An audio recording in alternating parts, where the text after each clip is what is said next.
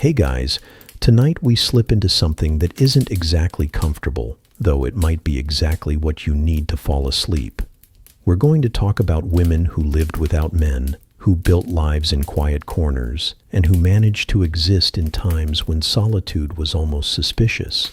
You probably won't survive this tale wide awake. At least, not if the goal is to stay alert, because the further we go, the more the details will blur together like candle smoke in a dark hall, and that's when your eyelids will grow heavy. So before you get comfortable, take a moment to like the video and subscribe, but only if you genuinely enjoy what I do here. If this strange, sleepy kind of history is your thing, then you'll fit right in. And I'd really love it if you left a comment telling me where you're listening from and what time it is for you right now.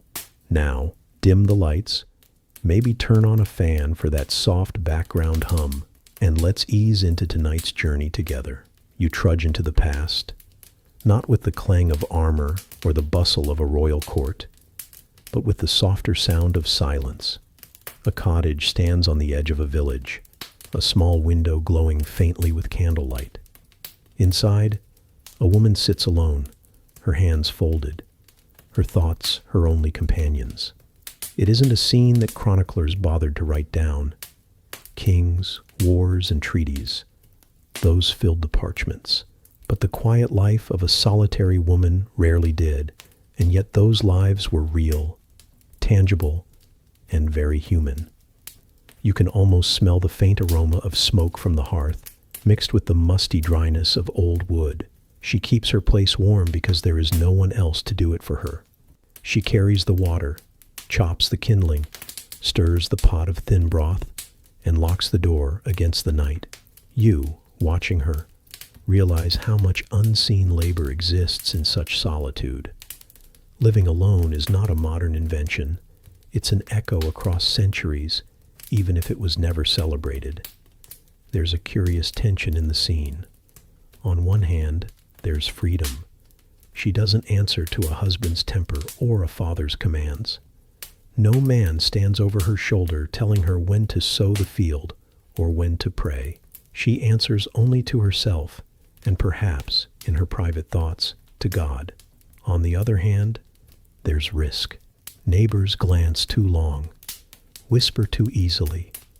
A woman without a man could be strong, but she could also be called strange.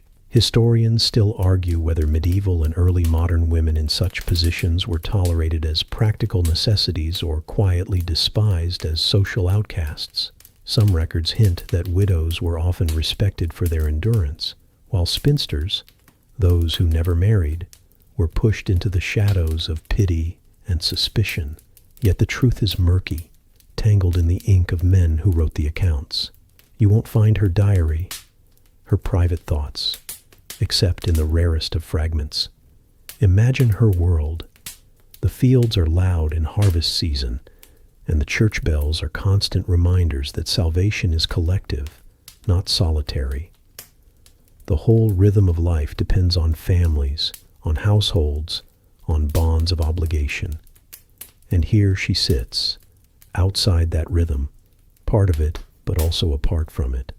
She does not disappear, though. She learns to weave herself into the fabric of daily life, even if she does it quietly on her own terms. Sometimes the whispers turn toward curiosity. People wonder how she manages. Does she really carry the water alone? Mend her roof? Barter for food at the market? Sometimes those whispers slip into suspicion. Independence is alluring, but unsettling too. After all, the church taught dependence. Wife on husband, husband on God, children on both. A woman who didn't follow that order was like a loose thread on a tightly woven cloth, noticeable, and in some eyes, dangerous. There are quirky notes in the historical record, though. One parish account from early modern England describes how a good wife alone was taxed not as part of a household, but as a unit of her own, listed almost like a curiosity between family names. Another mentions a woman fined for letting her pigs roam unattended. She had no sons to corral them, so she paid in coin instead. These fragments feel small, but they shimmer like candlelight through cracks in the wall. You walk further into her world, past her doorway, into the broader silence of the night. The village is hushed, yet you sense how heavily society leaned on conformity. A woman's solitary existence was both ordinary and extraordinary. Ordinary because widows and spinsters existed everywhere. Extraordinary because they challenged what people thought was natural. Independence came in whispers, not in shouts. And you begin to see why. Without the cushion of a family, survival meant caution. She couldn't afford open defiance. She couldn't risk scandal. But in her private thoughts, maybe she relished her quiet. Maybe she enjoyed the way no one scolded her for adding too much salt to the stew, or how she could sit by the fire as long as she wished, without being summoned to fetch, carry, or obey. It's strange, isn't it? How freedom can look so much like loneliness, and how loneliness can sometimes feel like freedom. The two blur together, much like the candlelight flickering on her wall. And as you sit with her in this imagined cottage, you might feel the same drowsy blur tugging at your thoughts, uncertain whether to call it isolation or independence, but knowing it has weight, texture, and truth. You wake again in that quiet cottage, though the night hasn't passed. It stretches on endlessly, as though time itself has slowed to the pace of her footsteps. You notice how survival threads through every corner of the room. There is no pantry bursting with food, no husband returning with sacks of grain, no children sent to fetch firewood. Every task falls into her own hands, and the rhythm of her life is stitched together by small, repetitive acts that few chroniclers ever bothered to describe. You can almost hear the creak of the wooden floor as she rises at dawn. Before the sun has fully lifted, she gathers water from a well, her bucket heavier than it should be for her narrow frame. She pauses to stretch her back, the muscles aching not just from today's work, but from the years of repeating it alone. Her meals are simple: barley bread, a thin soup, perhaps a small piece of salted fish if she can afford it. These aren't feasts.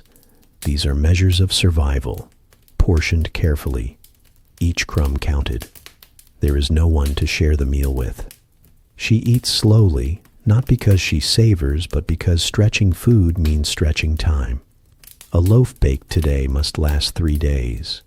A strip of cheese must be cut so thin you can almost see the cracks of wood through it. It is quiet work, but also deliberate.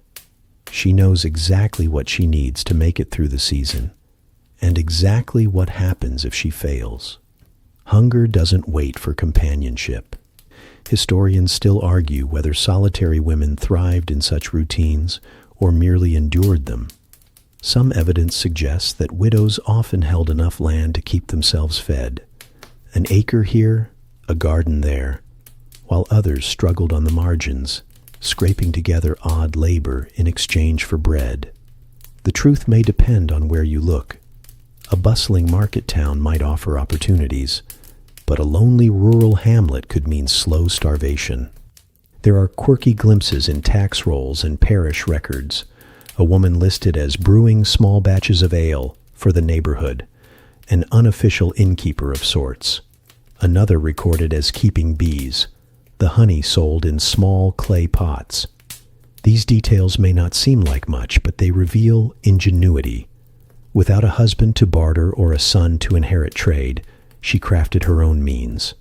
Ale, bread, herbs, honey. These were small economies, born of necessity, that made survival possible. And still, you sense the fragility of it all. A bad harvest, a harsh winter, a broken roof. Any of these could unravel her careful balance. She walks to the market with a basket under her arm, hoping to trade turnips or eggs, hoping the baker is kind today. She counts coins like beads, always aware that one mistake could leave her hungry for weeks. There is no safety net, no benevolent state waiting to rescue her. There is only her own caution and resourcefulness. You trudge alongside her, noticing how solitude sharpens her senses. She keeps her eyes down but her ears sharp, listening for gossip, for danger, for a chance at work. Neighbors sometimes mutter about her independence, but they also know she can be useful. She spins flax into thread, mends torn sleeves, helps at harvest time. Each little task secures another day of survival. She is always needed, but rarely welcomed.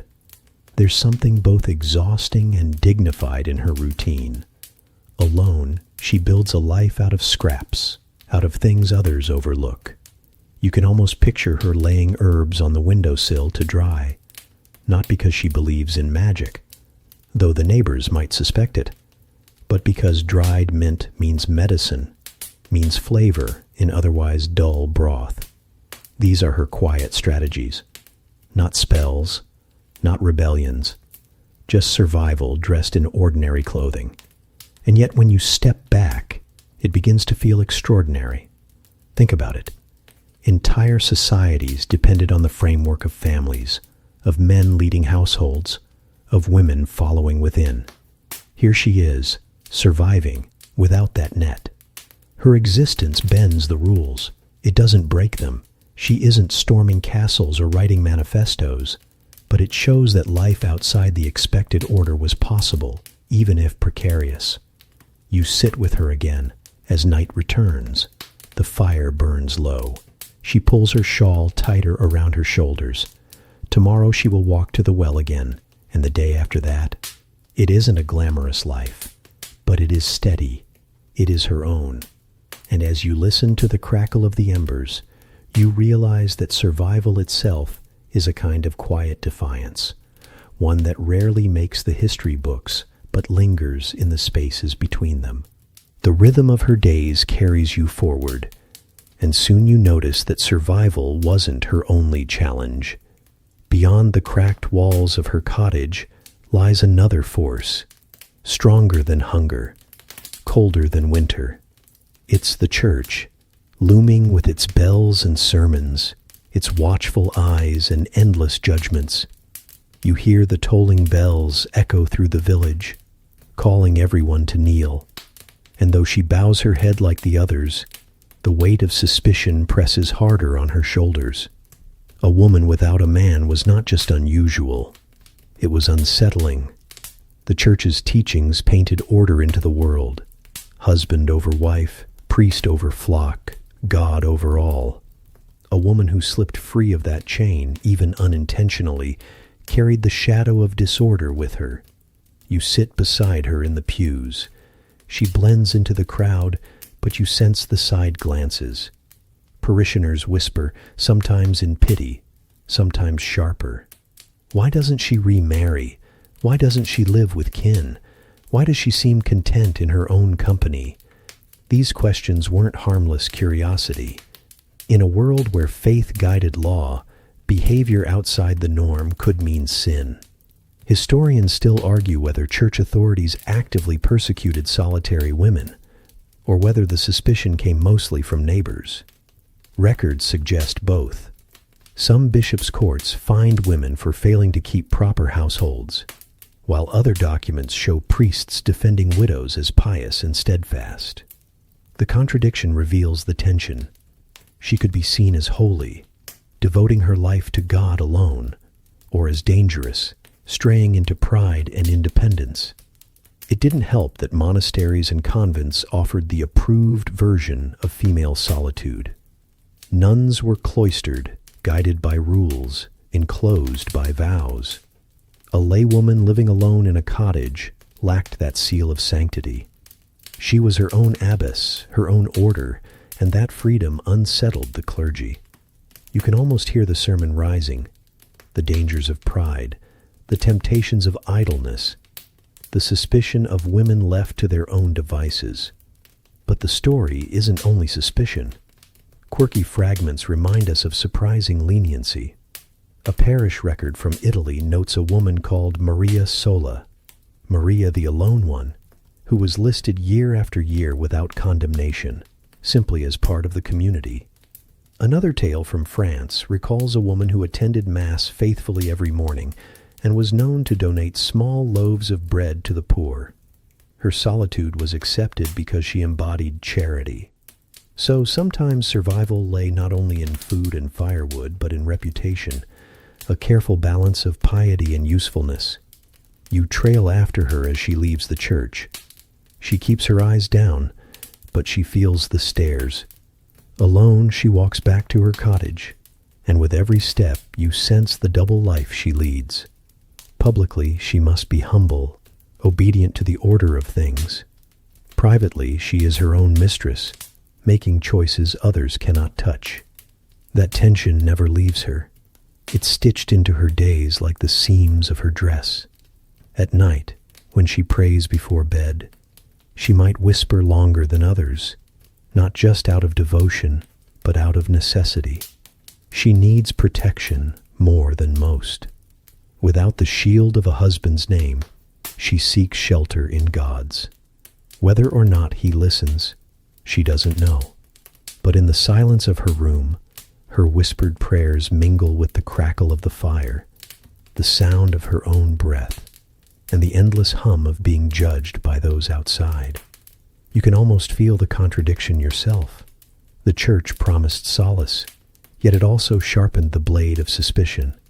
Her independence was both a sin and a survival. And as the night stretches on, you realize she isn't just living alone in her cottage. She is walking a narrow line, balancing between acceptance and accusation, all under the watchful eye of faith. The bells of the church fade, and another sound rises, low, buzzing, always present. Gossip. You follow her down the village path, and you hear it as clearly as the crunch of gravel under her shoes. Neighbors leaning over fences, women at the well, men in the tavern. They all carry stories about her. Some are harmless, curious murmurs. Others bite like thorns. You stand with her at the well. She lowers the bucket into the dark water, her hands steady, but her ears cannot escape the whispers. She never remarried. Must be something wrong with her. Another voice adds, maybe she prefers her own company too much. Maybe she hides secrets in that cottage. The words flutter like crows above her, and though she doesn't answer, you know she hears everyone. This is the heavy weight of living alone in a society built on togetherness. To be without a husband was to be without a shield, and gossip could bruise as deeply as hunger. Historians still argue whether gossip served as a harmless pastime or as a weapon of social control. Some say it bound the community together, keeping everyone in check. Others argue it became a subtle form of punishment, especially for women who dared to step outside the expected path. There are quirky examples in the archives. A record from a Scottish kirk session in the 1600s mentions a woman spoken ill of by neighbors for living without company, as if solitude itself was a crime. Another story from a German village describes an unmarried woman accused of keeping too many cats, the implication being that affection for animals meant lack of human bonds. The cats, of course, couldn't testify in her defense.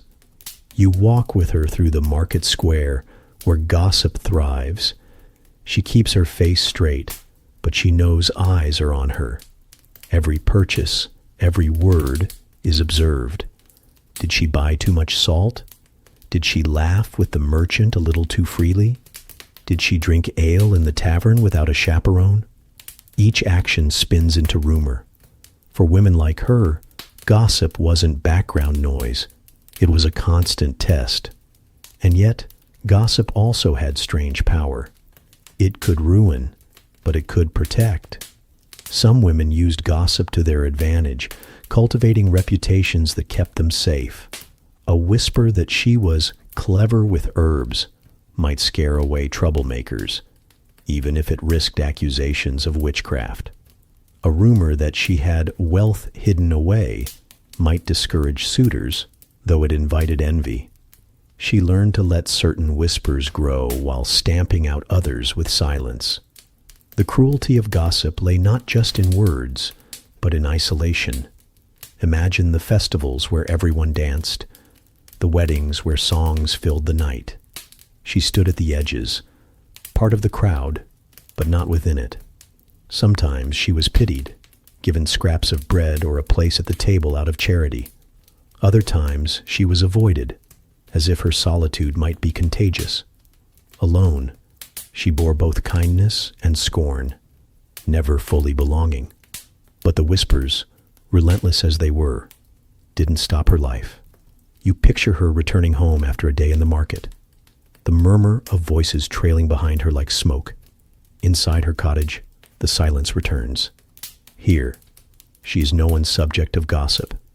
Here, she can close the shutters, stir her pot of broth, and sit by the fire without judgment. It is the one space where the buzzing finally dies down, and you realize something. Gossip may have shaped her public life, but it never erased her private one. She found small joys, a well-worn chair, the warmth of wool, the steady rhythm of her own breathing. Out there she was the woman alone. In here, she was simply herself. The whispers fade for a moment, and instead you hear something sturdier. The clink of coins, the rustle of documents, the sound of power shifting into unexpected hands. Because sometimes a woman who lived alone was not poor, not desperate, but wealthy. And wealth came most often through widowhood. You step into the life of such a woman. Her husband has died, perhaps from war, perhaps from illness, perhaps simply from the slow march of age. Whatever the cause, his absence leaves her with more than just solitude. It leaves her with property. And in a world where most women were expected to obey men, a widow with land suddenly carried a kind of quiet authority. You see her standing in her doorway as men come to speak with her. Tenants who owe rent, stewards who manage the fields, neighbors who suddenly treat her with a careful blend of respect and caution. She doesn't wield power like a king or a knight. She doesn't bark orders or march into battles. Her power is subtler, but no less real. She decides when to plant, who to hire, when to sell grain at the market. These are choices that shape not just her household, but the livelihood of others. Historians still argue whether such widows truly enjoyed independence or were quickly pressured to remarry. Some evidence suggests communities encouraged widows to find new husbands, folding them back into the expected pattern. Yet wills, charters, and contracts reveal many women who held land for decades, managing estates as capably as any man. The debate continues because the evidence is scattered and every widow's story was different. A quirky example lies in medieval France, where a widow named Marguerite ran a thriving vineyard after her husband's death. The records show her negotiating with merchants, overseeing laborers, and signing contracts in her own name. Her neighbors may have whispered, but her wine still filled their tables. Another tale from England tells of a widow who lent money to her village, essentially becoming its quiet banker. She may have been alone, but she carried an authority few men could challenge. You walk with her through her fields. The soil smells of damp earth, the wheat waves like gold. She isn't just surviving, she's sustaining. Of course, her situation is delicate. Too much success might stir envy. Too much independence might attract accusations of pride. But for now, she walks a careful line, her wealth wrapped not in luxury, but in stewardship. Still, you sense the loneliness within her authority. Her bed remains empty at night. Her table, though filled with food, has no one to share it with. Even her servants keep a respectful distance, never quite closing the gap between employer and companion. Her solitude persists, gilded now with coin, but solitude all the same. And there is a strange irony here. Widows could command wealth precisely because they were marked by loss. Their authority came not from freedom alone, but from the shadow of marriage, now gone. They lived as reminders that power was sometimes accidental, born from absence, not choice. You watch her sign her name on a parchment, her hand steady. She is both an exception and a warning, proof that women could manage without men, yet framed by the idea that she had once belonged to one. As night falls, she sits in her hall, the fire crackling against stone. A goblet of wine rests in her hand. The servants have retired. The fields sleep in silence. And she is left with the echo of her husband's absence and the presence of her own will. She is alone, but not powerless. And in that paradox, you glimpse another truth about women who lived without men. Solitude could be as much about strength as about sorrow. The wealthy widow fades into the night, and now you find yourself in a smaller, humbler cottage again. But this woman too has power, not in coins or fields, but in plants, roots, and remedies. She keeps bundles of herbs hanging from the rafters, their scents filling the air. Rosemary, thyme, lavender, sage. Each one has a use: healing wounds, soothing fevers, easing childbirth. Alone, she has become her own apothecary, a healer in a world where doctors were scarce and expensive. You watch her grind leaves in a mortar, the rhythmic stone tapping like a heartbeat. She mutters to herself, not spells, not incantations, but practical reminders. How much of each root, how long to boil it, how strong the brew should be. The villagers come to her door in whispers. They don't trust her completely, but they need her. A sick child, a lingering cough, a birth gone wrong. Suddenly the strange woman alone becomes the only hope they have. Historians still argue whether women like her were respected folk healers or persecuted outcasts. Some records praise them as skilled midwives and indispensable caregivers. Others brand them as dangerous, accusing them of meddling with forces too close to sorcery. The truth is likely both. They were valued in private but mistrusted in public, celebrated when remedies worked, blamed when they didn't.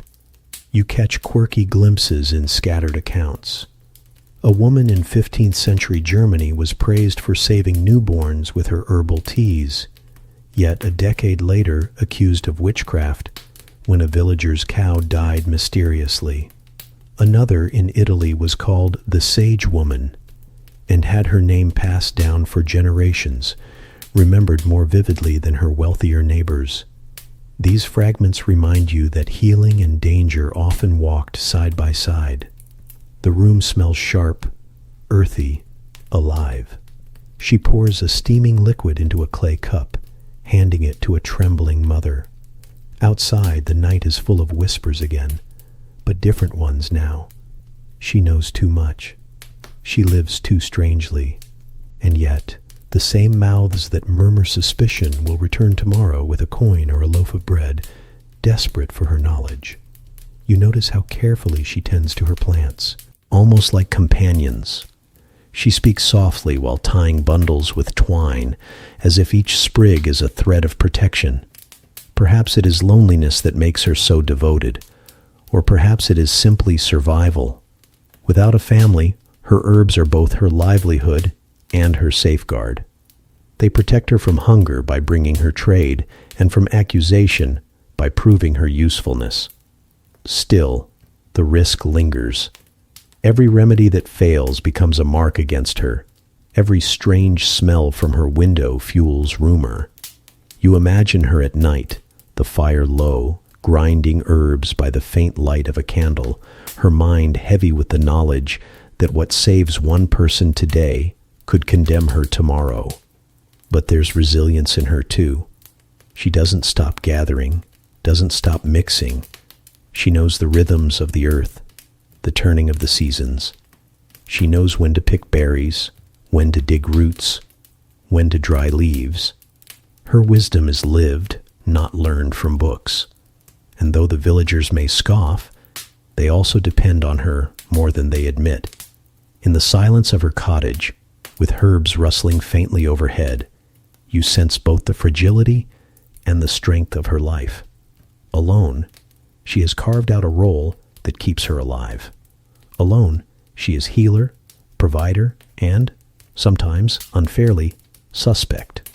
Her solitude, like her herbs, is potent, bitter to some, essential to others, and strangely enduring, even across the centuries that separate her world from yours.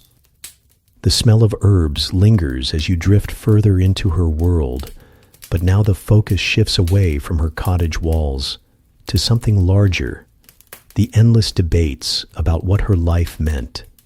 Because the truth is, historians still argue whether women who lived without men were free, or whether they were simply trapped in another cage, invisible but binding. You picture yourself in a quiet library, shelves stretching high, the pages of dusty books whispering their own kind of gossip. Some scholars insist that solitude was a form of liberation, free from the duties of wifehood, unburdened by childbirth, able to decide when to sleep, eat, and work. Surely that was freedom. Others counter that such independence was limited, hemmed in by gossip, taxes, and the constant threat of accusation. If survival means endless vigilance, is it truly liberation or just another form of labor? You wander between these arguments as though drifting between two dreamscapes. On one side, freedom. She controls her home, her food, her choices. On the other, burden. She has no protection, no voice in court, no guarantee of safety. And the line between the two shifts depending on where you stand. Quirky fragments from the record fuel the debate. One medieval jurist described unmarried women as light as air, blown where the wind wills, a phrase that was meant as an insult, but now reads almost poetic, as though he accidentally captured their untethered independence. Meanwhile, a 17th century moralist warned that women who lived alone invited ruin upon themselves, as if solitude itself could summon disaster. Both statements survive, pinned like butterflies to the wall of history, and neither tells the whole truth. You return to her cottage in your mind. She sits at the fire stirring a pot, neither triumphant nor defeated. She isn't a symbol, not a debate. She's just a person. She knows loneliness. She knows small freedoms. She has moments of satisfaction, choosing what herbs to plant, when to mend clothes, how to spend her few coins. She also has moments of dread, when the roof leaks, when the firewood dwindles, when someone knocks too late at night. To her, life is not theory. It is rhythm, repetition, persistence. Yet centuries later, people like you sit in warm rooms, wondering whether her solitude was gift or curse. The irony is sharp. She wasn't pondering debates, she was just living. And perhaps that is the real truth. Her independence wasn't absolute, but it was hers, and no parchment, no historian can capture its weight.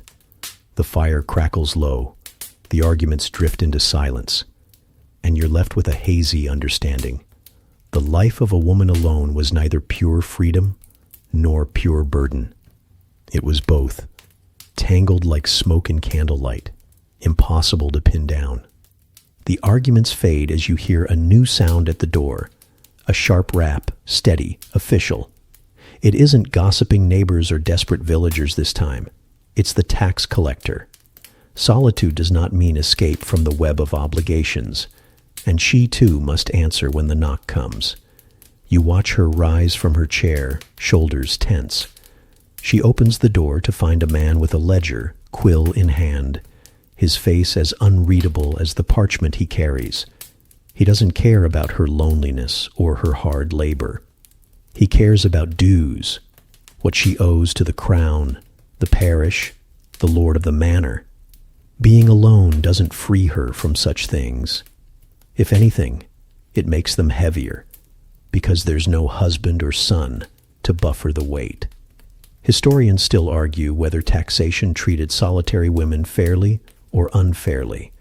Some evidence suggests they were counted and charged just like men, listed in rolls with their property and livestock. Other records hint at harsher treatment, as though being outside the normal household structure made them easier targets. The debate continues, but what remains certain is this: she could not vanish.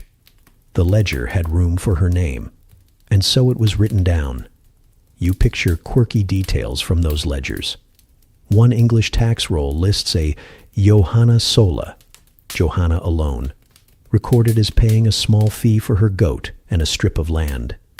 Another German account describes a woman fined for failing to repair the road outside her house, even though she was the only one living there. These fragments show not just her existence, but her obligations, her unavoidable ties to the system that governed all. You follow her inside as she counts coins on the wooden table. The clink is sharp, each piece a reminder of work already done. Spinning thread, selling herbs, tending bees. She slides them across to the collector, her hand trembling not from fear, but from the effort of letting go. Each coin could have been a week's worth of food. Each coin is survival slipping from her grasp.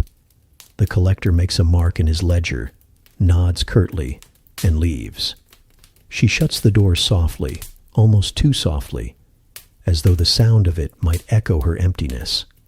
Alone again, she sinks into her chair, staring at the small pile of coins that remain.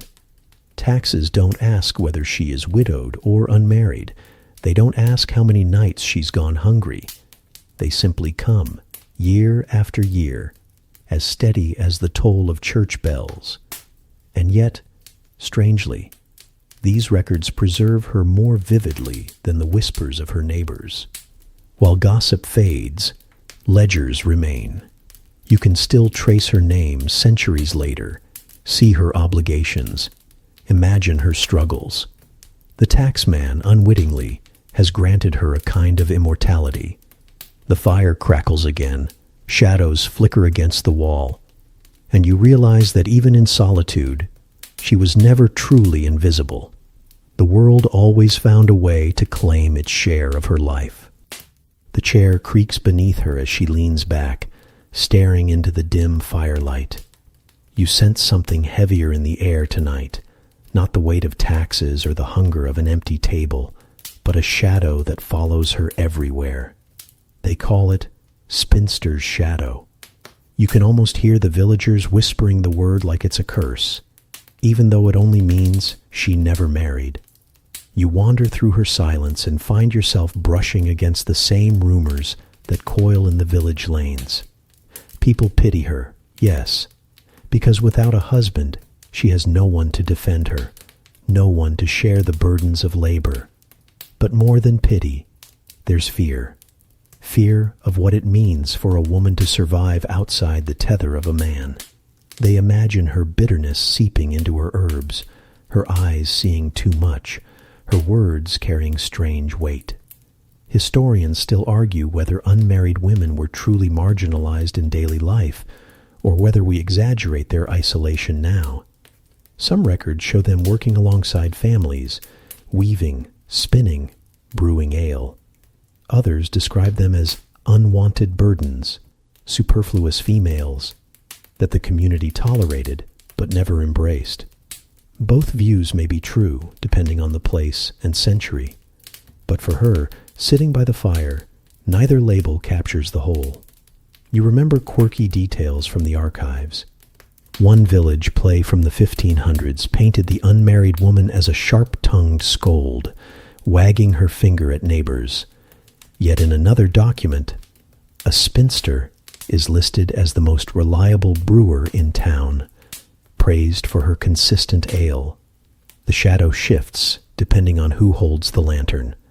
She sighs as if she knows the stories told about her. In some ways, she leans into them. She wears her plain gown a little tighter at the belt, pulls her shawl a little higher, and lets the children call her aunt, though she's related to no one. When she walks to the market, you see people glance twice. first with curiosity, then with caution. Living alone becomes its own performance. If she smiles too much, they think she's hiding secrets. If she frowns, they say she's bitter.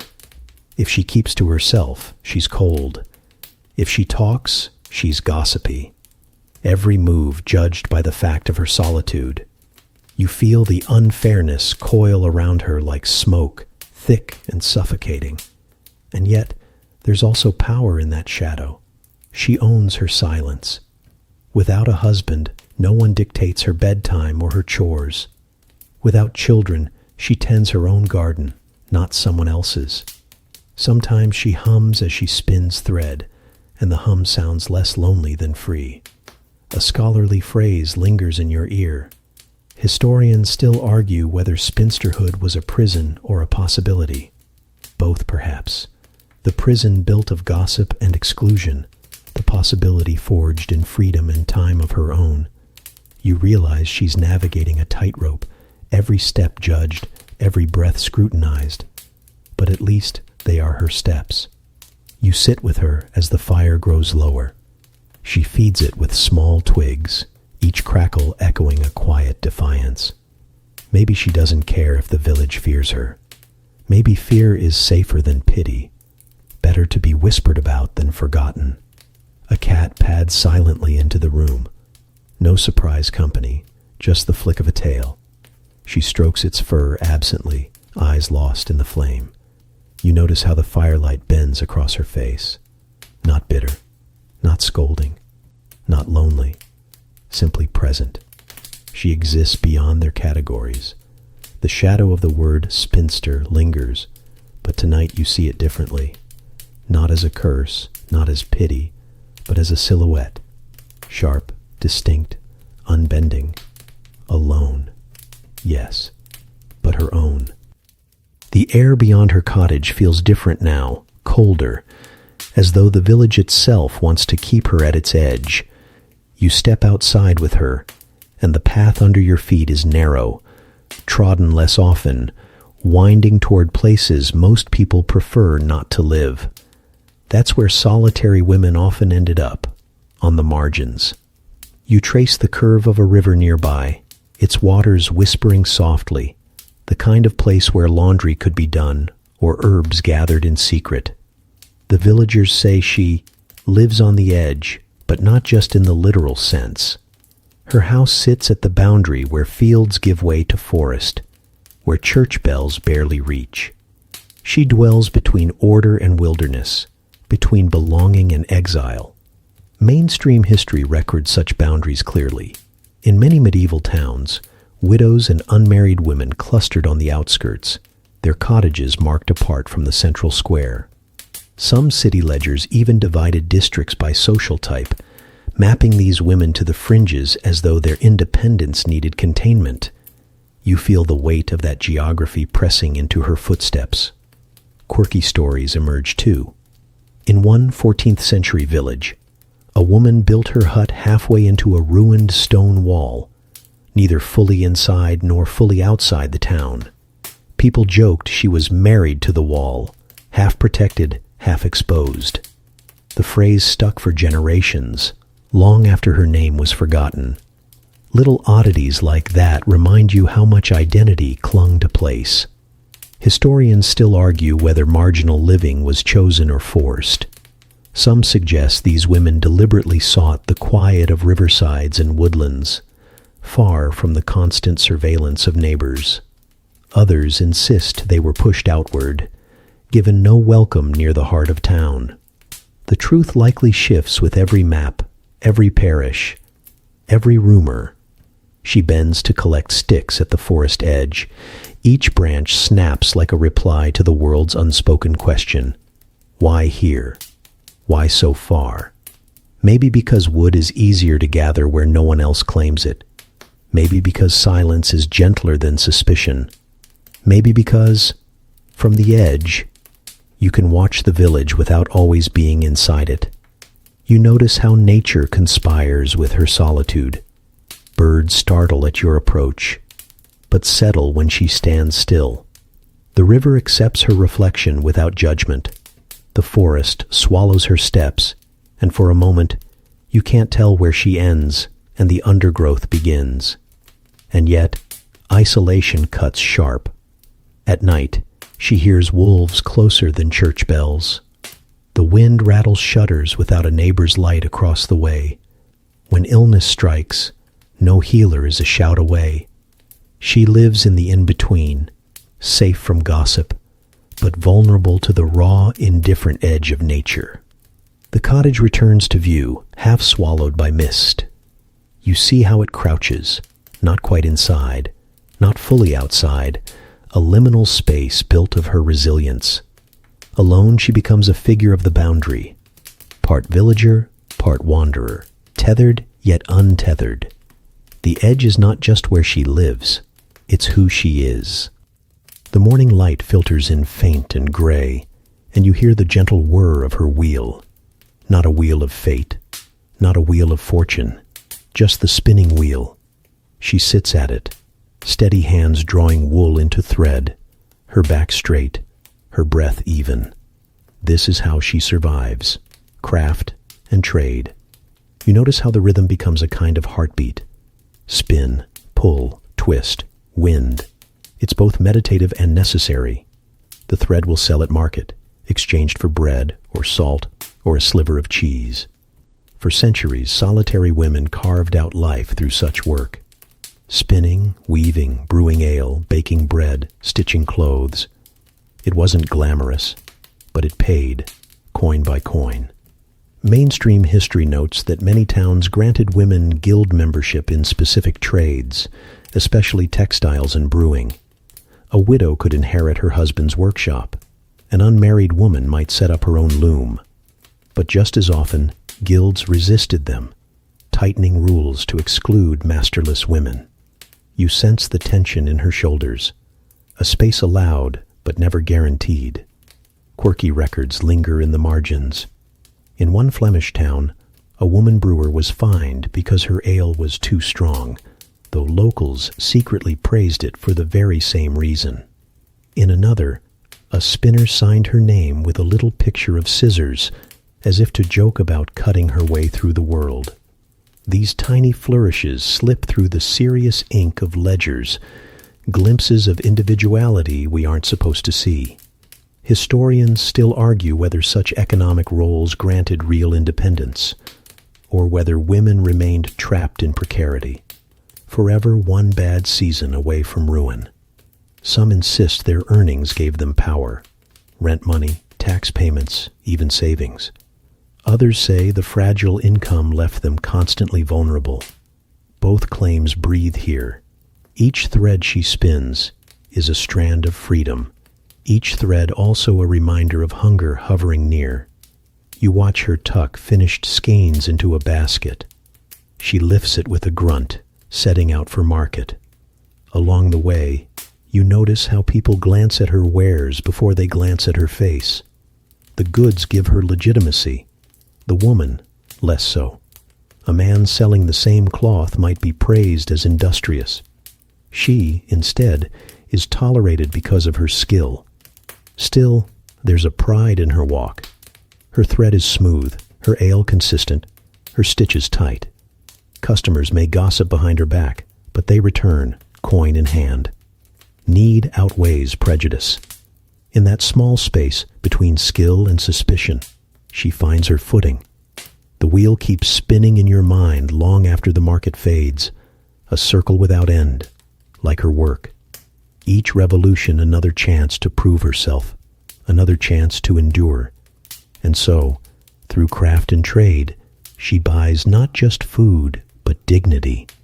Her thread ties her to survival, and her labor writes her name into the village's memory, even if they never admit it aloud. The wind shifts as you walk with her back from the market. Tonight the fire doesn't feel so warm. The shadows outside seem to press harder against the window, and the silence grows sharp. You realize why. This is the era when solitude itself could be recast into danger, when a woman alone became more than just unusual.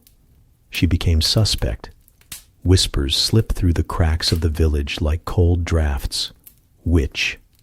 The word stings even when whispered, and it lands harder on women who live without husbands or brothers. Independence looks suspicious. Skills with herbs look uncanny. A cat at the hearth looks like a familiar spirit. Suddenly, the ordinary life of a solitary woman tilts toward peril. Mainstream history recounts the witch hunt era in blunt numbers. Tens of thousands of trials across Europe, thousands of executions. Many victims were women who fit the same pattern. Older, widowed or unmarried, living at the margins. It wasn't always about guilt or evidence.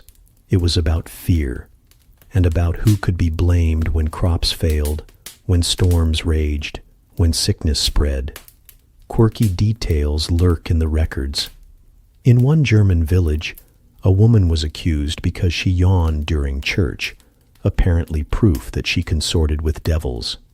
In Scotland, another was condemned after a neighbor's butter wouldn't churn. They swore she had cursed the milk. Petty, absurd details, but deadly in their consequence. You feel a shiver run through the room as you remember how fragile her safety was.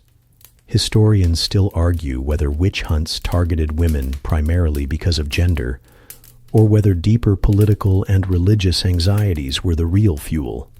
Some stress the role of misogyny, pointing to the patterns of solitary, aging women singled out. Others argue the hunts were a symptom of upheaval, wars, famine, shifting economies. The truth, as always, bends between both. But for her, it hardly matters. A single accusation could undo everything. You picture her listening at her own door, ears straining for footsteps. You picture her tucking herbs deeper into jars, as though lavender could suddenly look incriminating. You notice how she moves with more caution, more calculation. Even the fire seems suspicious when it flares too high. And yet, she doesn't stop tending her garden. She doesn't abandon the remedies passed down from mother to daughter.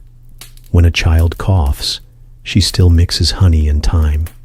When a neighbor's sheep limps, she still suggests a poultice. Because living in fear does not erase living with care. But tonight, she double bolts the door. Tonight, she lets the cat curl close by her side. The witch hunt era has taught her a lesson you can feel vibrating in the walls. Freedom always looks dangerous to those who can't imagine it. The fire dwindles low, but the suspicion outside never dims. You close your eyes and hope the night passes quietly, without a knock on her door. The morning arrives with pale sunlight, soft as parchment, and she pulls from a chest something fragile, a folded scrap of paper. Not many women in her position ever had the chance to write, but some did, and when they did, their words carried whispers stronger than shouts. Tonight, you lean close, almost guilty, as though peeking over her shoulder at a secret she has left behind. This is the realm of letters and fragments, where solitary women suddenly speak for themselves instead of being described by others. You trace her words, crooked, uneven, but determined. She writes of debts she struggles to pay, or of a garden patch she hopes will thrive. Sometimes she writes to distant kin, begging for help.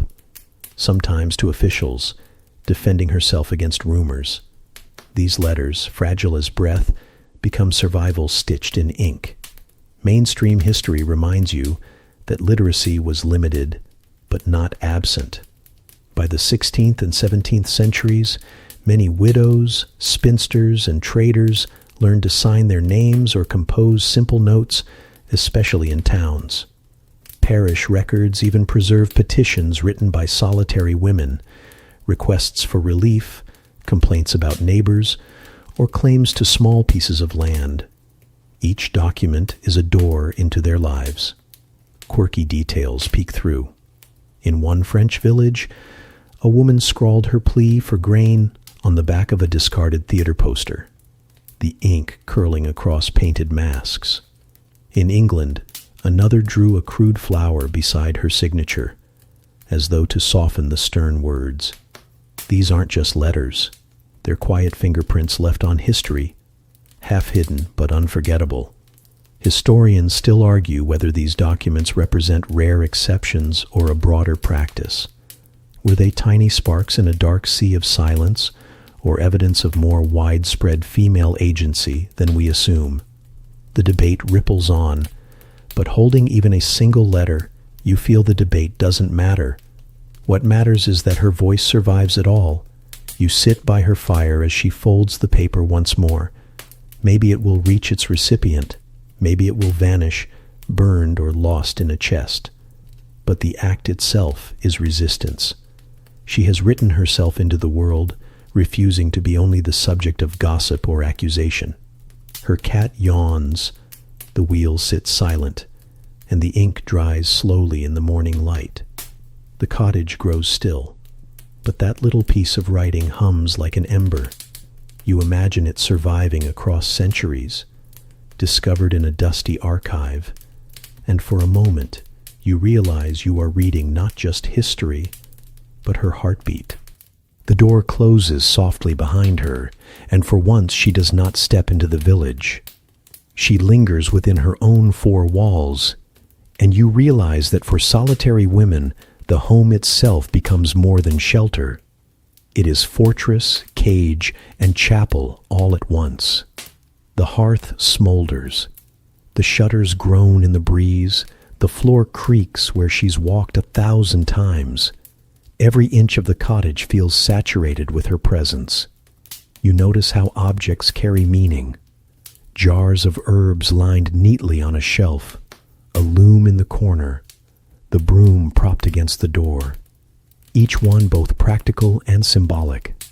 The loom speaks of labor, the herbs of survival, the broom of defense against dust, and perhaps something darker. Mainstream history tells you that women without men often had to defend their property fiercely. Court records show widows suing over stolen woodpiles, unmarried women taking neighbors to task for broken fences. Without the authority of a husband, the walls of their homes became proof of their independence, sometimes resented by others. Each cottage became a kind of fortress, guarded not by soldiers, but by stubborn will. Quirky fragments reveal softer truths. In one Swiss inventory, a solitary woman owned 3 chairs, though she never hosted more than a rare visitor. In another record, a widow's chest contained nothing but a pile of keys, far more than her little house required. You wonder if those keys once locked doors that no longer existed, or if she simply liked the sound of them clinking in her hand, a reminder of her control over something, however small. Historians still argue whether these homes were havens or prisons. Some describe them as sanctuaries, spaces where women could finally govern their own lives without interference. Others insist they were isolating, silent chambers that deepened loneliness. Tonight, sitting with her, you feel both truths breathing in the same space. The walls keep her safe from slanderous tongues outside, but they also echo too loudly when she sighs. She stokes the fire, the light flickering against stone and wood, painting the walls in restless shapes. You sense her both comforted and constrained by the enclosure. To step outside is to risk scrutiny. To stay inside is to risk vanishing. Either choice weighs heavy. Still, the home holds. Its roof keeps out rain. Its hearth keeps out frost. Its walls hold stories that gossip can't touch. It is her fortress, her burden, her silent witness. You sit in the corner and realize that even without speaking, the house tells her tale as much as she does. When she finally drapes a cloth over the spinning wheel and settles into her chair, the cottage exhales like a tired friend. Tonight, the fortress holds firm. The night stretches long, but not entirely silent. A faint rustle moves through the room, a soft pad against the floorboards, and then a warm weight settles near her ankles. You look down and find the familiar curve of a cat, curling itself into the glow of the fire. Suddenly, the fortress doesn't feel quite so empty. Animals often kept company where humans would not. Cats, dogs, even hens tucked into corners of cottages, all became quiet companions to women who lived alone. A purring cat could chase away the edge of silence, its steady rhythm echoing like another heartbeat in the house. Yet that same comfort often bred suspicion. To villagers steeped in superstition, a woman and her cat looked less like companionship and more like conspiracy. Mainstream history records countless accusations where animals became evidence in witch trials. A black cat was never just a black cat. It was a familiar, a spirit servant in disguise. Dogs could be suspected too, or even a toad found in a cottage corner. What to you is a loyal pet, to fearful neighbors became proof of dark dealings. Quirky tales surface in the margins of these fears. In one English parish, a widow's goose followed her everywhere, honking loudly in church until she was fined. Villagers joked she was married to the goose, a tale retold for decades. In another record, a solitary woman named her cow Hope and spoke to it as though it were her sister. The note survives only because the tax collector scribbled it with amusement in his ledger. Strange little glimpses, yes, but glimpses of affection in lives too often painted only as grim. Historians still argue whether these animal bonds were practical or emotional. Some suggest the creatures were kept mainly for work: cats to kill mice, dogs to guard, chickens for eggs. Others believe companionship mattered just as much, that women poured affection into animals when neighbors withheld it. Perhaps both are true. Survival first, comfort second, each blending into the other. You watch her now, scratching behind the cat's ear. Its purr fills the space more warmly than the crackle of the fire. In that moment, she isn't the spinster, the witch, the burden. She's simply someone sharing the quiet with another living being, however small. Outside, the village may gossip, weaving superstition into every paw step. But inside, the truth is simpler. The cat curls tighter. She smiles faintly, and the room softens around them. For one night at least, loneliness has whiskers, and that makes it easier to bear. The next morning, the village bells ring, echoing across the fields, and you sense a shift in rhythm. It's festival day. Children chatter in the lanes, ovens roar with bread and meat, and fiddles begin their shrill warm-ups. The whole community gathers, pulling each household into the noisy current, except hers. You follow her to the edge of the square. She lingers just far enough to watch without being pulled in. Festivals were designed for families, for couples, for kin lines woven tight. A woman alone? She is noticed only when absent. Her space in the circle remains empty, and that emptiness becomes its own presence. Mainstream history shows that feasts and holy days were both spiritual and social obligations. Attendance meant belonging. Absence could be questioned. Church records even noted who skipped the feast or failed to contribute to communal meals. A solitary woman's absence could be read as defiance, even if it was nothing more than shyness or lack of coin. Quirky glimpses survive too. One parish account describes a lone woman who brought only a turnip to the midsummer feast, and villagers teased her for years afterward. Another note tells of a widow who joined a May dance, but refused to wear flowers in her hair. Children dubbed her the Bare Branch, a nickname that clung long after the dance ended. These scraps remind you how festivals sharpened the divide between togetherness and solitude. Historians still argue whether exclusion from communal rituals harmed these women deeply, or whether some relished the distance. Was absence a wound or a quiet rebellion? Did she ache watching others dance, or did she breathe easier away from their stares? Tonight, As you see her hover at the fringe, the answer feels complicated. She shifts her basket, weighing whether to step closer. The music swells. Laughter rolls like thunder, and for a moment you imagine her feet itching to join the dance. But then she turns, walking back toward her cottage. You notice her pace is steady, not hurried, as though she has made her peace. At home, she lights her own small candle, sets a crust of bread on the table, and hums faintly in rhythm with the distant fiddles. The festival roars outside, but inside her little room, a different celebration hums. Survival, solitude, and the faint dignity of choosing her own feast. The festival echoes fade into silence, but another kind of noise lingers. An undercurrent you can't quite shake. Freedom has its sweetness, yes, but it also comes with danger.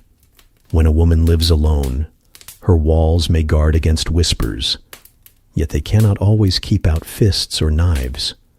Tonight, you walk with her through the shadow of that risk. You hear it in the way she bolts her door twice, sliding a wooden bar across. You feel it in how she keeps a small blade tucked near the hearth, sharp not for cooking but for defense. Solitude means no one stands between her and whoever might push through the door. Mainstream history records these dangers bluntly. Court rolls tell of widows assaulted for their meager savings, or spinsters robbed on lonely roads. Some documents describe homes broken into, cottages burned, women threatened, or worse. Violence always stalked the vulnerable, and solitary women lived closer to that edge. Quirky stories slip between the grim accounts. In one Scandinavian village, a lone woman strung noisy shells along her doorway, an early alarm system rattling whenever someone entered. In another English parish, a widow trained her goose to hiss at strangers, and neighbors swore it was fiercer than any dog. These small improvisations show resilience, survival stitched with creativity. Historians still argue whether living alone increased danger significantly, or whether communities overstated the vulnerability to discourage independence. Some argue women at the margins were frequent targets. Others suggest many lived relatively undisturbed, their reputations or locations keeping them safe.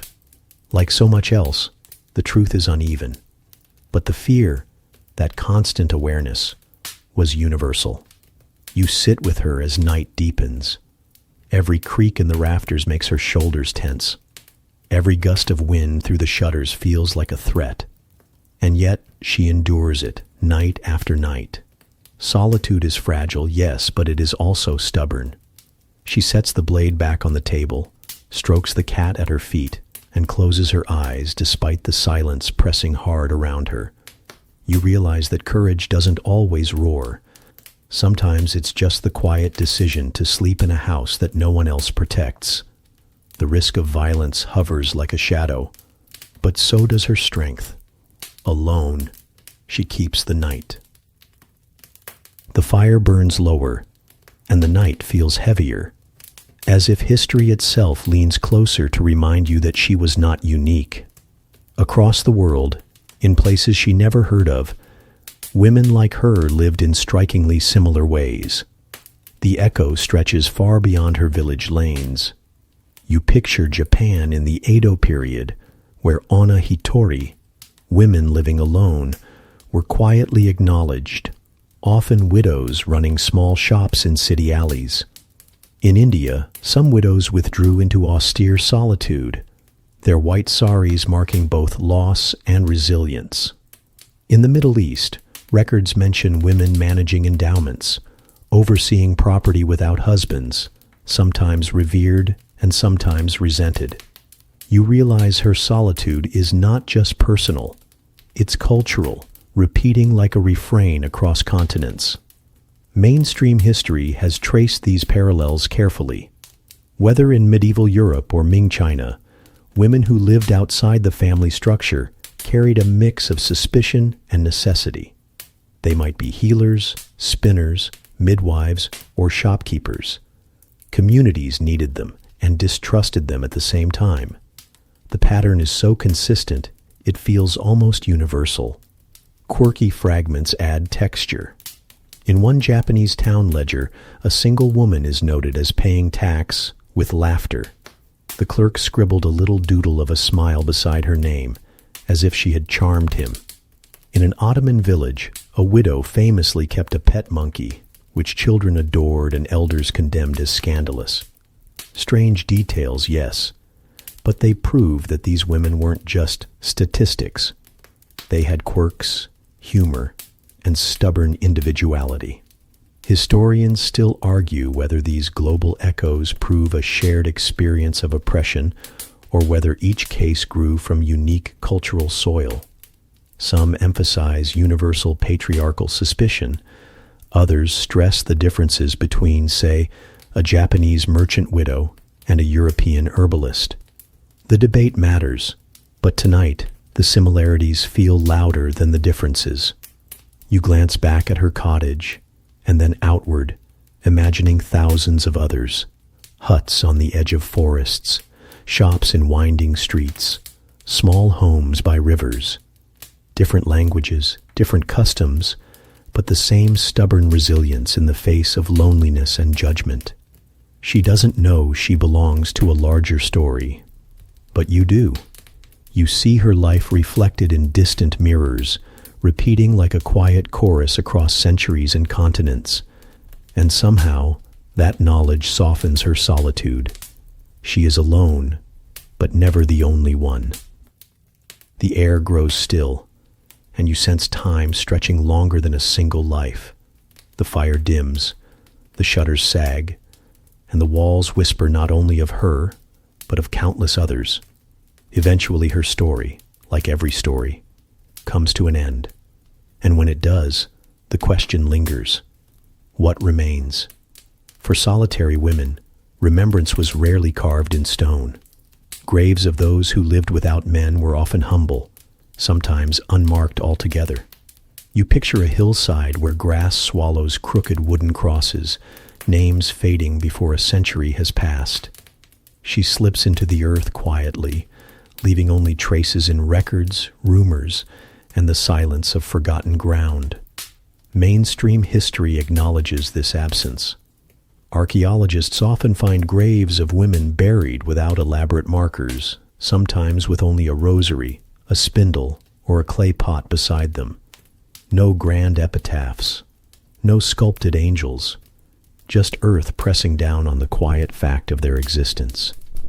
Yet these graves still speak, revealing diet, labor, even illnesses etched into bones.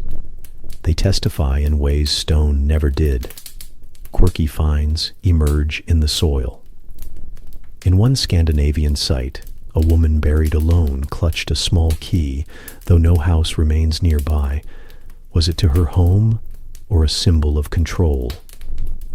In another excavation, an isolated grave contained a spindle whorl carved with tiny hearts, perhaps her own little rebellion against anonymity. These fragments glow like sparks in the dark, proof that individuality survived even burial. Historians still argue how to interpret these silences. Were such women deliberately erased? Their graves neglected because they stood outside family structures? Or were they simply ordinary, no more or less remembered than most peasants of their time? Some insist their anonymity was punishment. Others say it was just the way of the poor. The truth again resists neat answers. You follow her into that quiet ground. No procession, no choir, only the shuffle of a priest and the murmurs of two neighbors. The earth falls heavy, and the village moves on. Her house collapses years later, her garden overtaken by weeds. And yet, centuries afterward, someone lifts a shard of pottery from the soil and whispers, "She was here." In that whisper you realize her solitude does not vanish. It lingers. Even if no stone bears her name, the earth remembers the weight of her footsteps. And now, so do you. The fire has nearly gone out, its last embers glowing faintly. and you feel the room itself urging you to linger. After all these nights, after all these fragments of her life, the greatest truth is not what she did, but what remains in the silence. You sit in the hush of her cottage and realize how little survives in words. Her name is a line in a ledger, her work a thread in a forgotten garment, her voice a rumor carried by neighbors long dead. And yet, you've walked beside her, through markets, fields, festivals, fears. You felt her independence sharpened by judgment, her loneliness softened by animals, her defiance kindled by the smallest rituals. She may have lived without a man, but she did not live without meaning. Mainstream history frames this resilience cautiously. Scholars note that women outside traditional households often endured harsher scrutiny, greater vulnerability, sharper poverty. But at the same time, they carved their own lives in ways many married women could not, choosing trades, guarding property, claiming hours as their own. She embodies both sides of that paradox. Quirky moments shine through even here at the end. You remember the goose that served as a guard dog, the doodled smile beside a widow's name in a tax roll, the spindle carved with tiny hearts. These flashes of individuality defy the idea that such women were only shadows. They were odd, witty, stubborn, deeply human. Historians still argue whether women who lived alone should be remembered as symbols of freedom or as victims of exclusion. But arguments fade in the face of her quiet firelight. She was both, resilient and weary, free and constrained. She lived at the edge of community, yet left a trace strong enough for you to follow across centuries. The truth, then, is simple and vast. Solitude was never emptiness. It was work, survival, suspicion, resilience, and sometimes peace. The silence of her cottage does not erase her. It preserves her. Now the last ember fades. You sit in the dark, not afraid, just listening. The truth lingers in the hush, and her resilience hums like a lullaby. The journey quiets now, softening like a candle guttering low. You've walked through long corridors of history, through whispers and shadows, through the lives of women who seemed to vanish and yet never truly did. And as the story closes, your breath slows, as though matching the calm of their silence. Let the images blur gently, the cottage walls leaning inward, the fire crackling into ash, the cat purring once and then gone quiet. Picture the fields at dusk, edges of villages fading into mist, where solitary figures walked slowly home with baskets of herbs or spindles of thread. They are fading shapes now, not frightening, not pitied, just part of the great tapestry, threads woven in colors too subtle for most eyes to notice. The questions historians ask about freedom, about fear, about judgment, drift away too. Tonight, no arguments, no debates.